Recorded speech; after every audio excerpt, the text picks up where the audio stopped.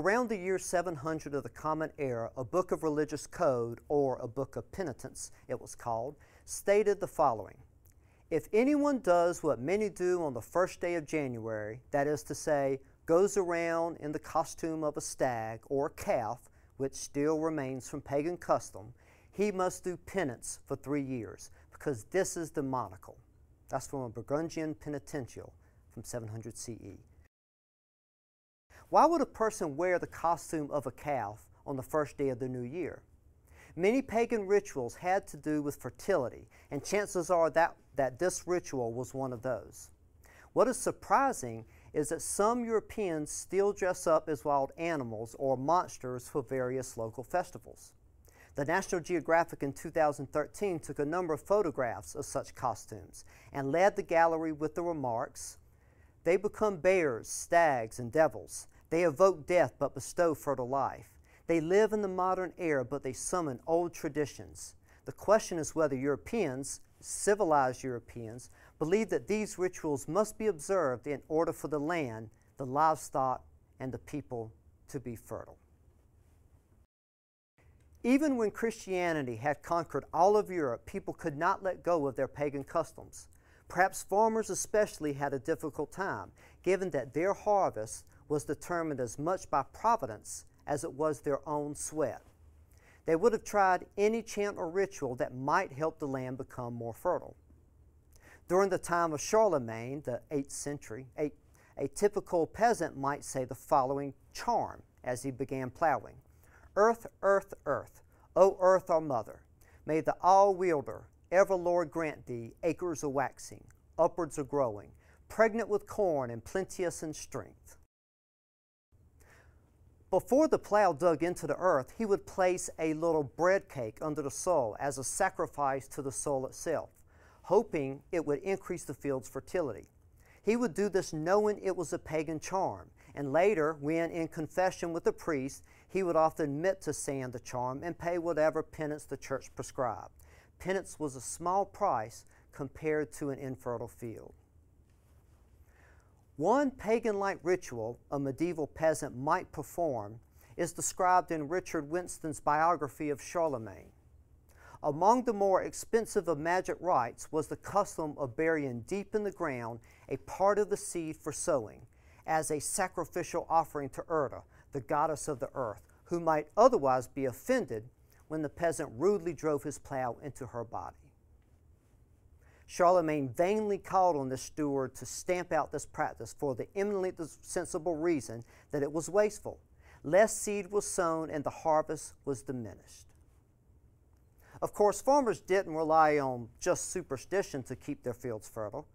Let's look at the range of strategies farmers before the 20th century might consider when their fields became infertile. Almost anything natural that could be used as a fertilizer was used at some place and time. Some of the more interesting ones include human urine, decomposed fish, and burnt bones. During the 1950s, the Chinese would tear down houses to use as fertilizer, and so many people died during Mao's famines that human corpses periodically served as fertilizer. The Egyptians relied on the Nile to flood its banks, bringing with it fertile soils from upstream. When rivers wouldn't swell, Chinese farmers would haul mud out of the water and onto their fields. In the 1990 film called The Field, there's a scene where two Irish farmers are walking down to the sea, collecting large piles of seaweed, probably kelp, which they then transport on their backs to apply to their fields as fertilizer. In the Elizabethan era, this seaweed was referred to as the poor man's manure. During the 19th century, South America became one of the most important regions to Europe due to its massive piles of guano, manure from birds or bats, and reserves of sodium nitrate. Both were valuable sources of fertilizer, so valuable that it caused the War of the Pacific, where Chile fought the united forces of Peru and Bolivia, and Chile won. As part of its surrender, Bolivia had to give up its land adjacent to the Pacific coast, which is why Bolivia remains landlocked to this day. I want to concentrate now on 4 particular strategies that proved the most widely used in various cultures prior to the 19th century: abandoning the field, fallowing land, manure, compost, and legumes. One strategy particularly fond in America was to simply leave the unfertile fields behind and head west where virgin fields stretched to the horizon, waiting for the plow. In the Journal of Edward Ruffin, he describes how in the 19th century U.S., he was particularly disturbed at how many households abandoned their Virginia farms after years of crop production. Farmers knew there were ways to revitalize the soil, but sometimes they could simply make more money moving west. And so long as there was nothing tethering them to the area and virgin land lay westward they went. Similarly, much of ancient agriculture used slash and burn strategies, where people would burn an area to clear it for farming, raise crops on it for a while, and once it became infertile, they would burn a new area. Farmers could simply not plant or harvest from a field, allowing it to rest for a year or more. This is referred to as leaving the land fallow, and it gives soil bacteria time to collect nitrogen from the atmosphere and store it in the soil for next year's crop. When nitrogen is converted into an atmosphere to a form plants can consume, like nitrate, NO3, we say nitrogen has been fixed.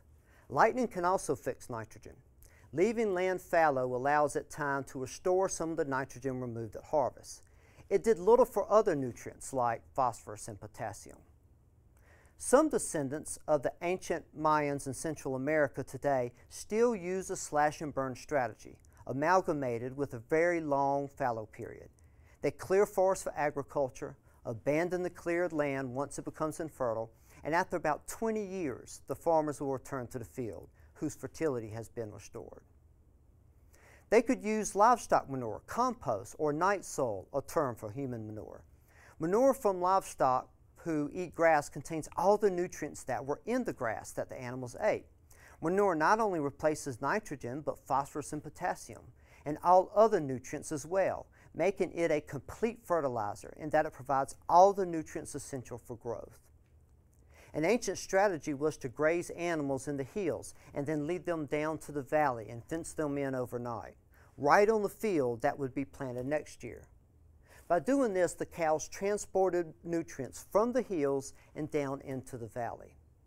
In one of the earliest writings, the Odyssey, Homer talks of mule and cow dung that lay in front of the stable doors till the men should come and draw it away to manure the great field. It is interesting that manure was so valuable in ancient Rome that there was even a god of manure. The god's name was Sterculinus.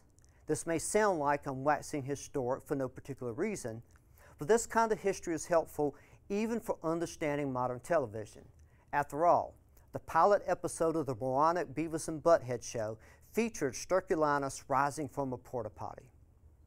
Because livestock manure is allowed on organic farms, we often refer to manure as an organic fertilizer, though compost is an organic fertilizer also.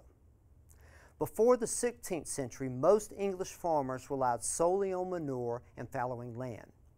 It was when they found a fourth alternative that agricultural productivity really started to ramp up, freeing up enough workers from the land so that they could help fuel the Industrial Revolution.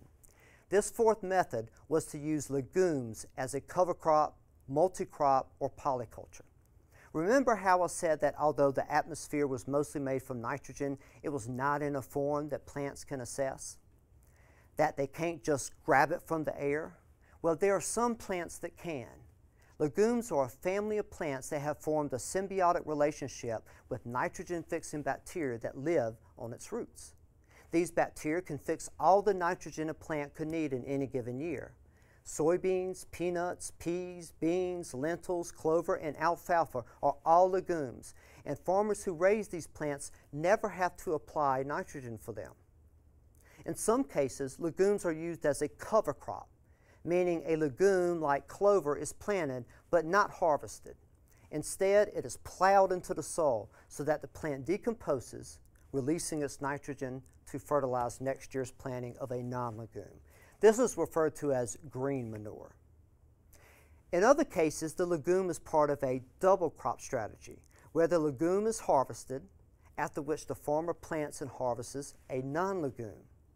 Even if the legume is harvested, it still stores nitrogen in the soil for next year's crop. A cover crop leaves more nitrogen in the soil for next year, and while legumes as a double crop provides less nitrogen for the next crop, it allows the farmer to harvest and sell the legume. Many farms use a double cropping strategy of soybeans and corn, but do so more today for pest control reasons than fertilizer. This is how an Ethiopian described their farming traditions before they had access to chemical fertilizers. And note that teff is a type of grain and that chickpeas are a legume. In the past, we were ignorant of the uses of fertilizers. If the farmland was reaching exhaustion, we changed the crop. Chickpeas are what the farmers sow to regenerate the land. Once the chickpea is sowed on a certain plot of land, it would be very good for teff for at least 2 years. The first year, white teff, and the second year, the dark teff is sown, with a good harvest usually. On the third year, the plot is used for beans, and the following year, that would be good for teff again. Such a rotation of crops prepared the land for teff and other grains. I should add that Ethiopian farmers in some areas would also leave land fallow for 3 to 5 years. There are even cases of polycultures where legumes are planted and raised at the same time and location as other plants. The Iroquois, a Native American tribe, would raise beans, a legume, maize, and squash at the same time. And these were referred to as the Three Sisters. The corn provided a pole for the beans to climb, the squash provided shade for the soil to help retain moisture, and the beans provided nitrogen for both the corn and squash. From the last 2 centuries before the Common Era up until the modern era, the Chinese have always demonstrated superior expertise in farming. Due to population pressures, they were always forced to squeeze every bit of food from each acre of land possible. Letting land go fallow was often out of the question. Around 100 BC, Chinese experienced an agricultural revolution that spurred them to develop what was probably the most sophisticated fertilization system in the world at that time. This system incorporated legumes, manure, and other fertilizers. Listen to how author G.J. Lee describes how a rice seed bed will be prepared. In the autumn, plow it deeply, then cover it with plant waste, which should then be burnt and the ashes plowed in. In the spring, plow again and spread a manure of hemp water derived from rotted and fermented hemp, night soil, meaning human manure. Is not recommended as it burns the roots of the young seedling. Finally, spread chaff and compost on the bed. The best fertilizer for these purposes is a mixture of burned compost, singed pig's bristles, and rotted coarse bran. After this, the seed may be broadcast. After this preparation, the rice seed lines were planted out, but the paddies were again intensively prepared and fertilized with river mud, burned compost, hemp, bean cake, and other media, and sometimes green manures were recommended. Understanding the fertilizers of our ancestors is important because the organic system of farming seeks to return to using livestock manure, fallowing land, and planting legumes. Organic advocates wish to do so because they believe modern chemical fertilizers produce excessive pollution and resource use. Before we turn our backs to the modern fertilizer industry, we should make sure we know our next best option. And that was the purpose of this video introduction.